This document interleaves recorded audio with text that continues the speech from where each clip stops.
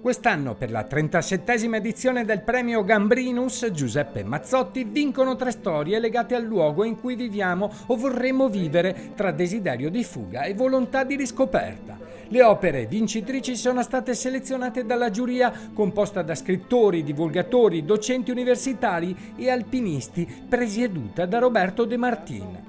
Con una storia di montagna e montanari ambientata in una valle remota delle Alpi svizzere, vince nella sezione montagna, cultura e civiltà Fabio Andina con La pozza del felice, un romanzo dalla prosa rapida e incalzante che inchioda il lettore al ritmo delle stagioni. Per la sezione esplorazione viaggi vince Enrica Job con Un anno in barca stop. Grazie a un viaggio di 17.000 miglia attraverso gli oceani, lontano da un diario di bordo, questo libro è un concentrato di aneddoti e consigli, ironico e leggero. Nella sezione Finestre sulle Venezie vince il giornalista Francesco Erbani con Non è triste Venezia, pietre, acque, persone, reportage narrativo da una città che deve ricominciare. Il premio honoris causa invece è stato assegnato a Nives Meroy, la signora degli 8.000 metri.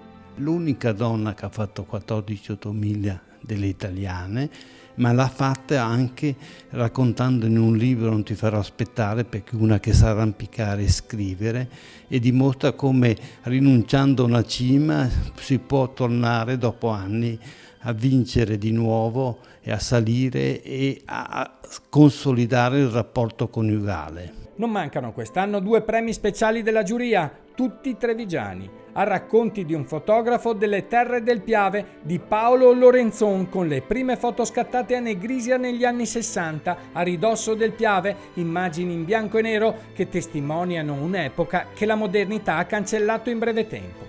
Altro premio speciale a Treviso, Urbs Picta, a cura di Rossella Riscica e di Chiara Voltarell, dove viene spiegata l'antica consuetudine di decorare le facciate dei palazzi di Treviso.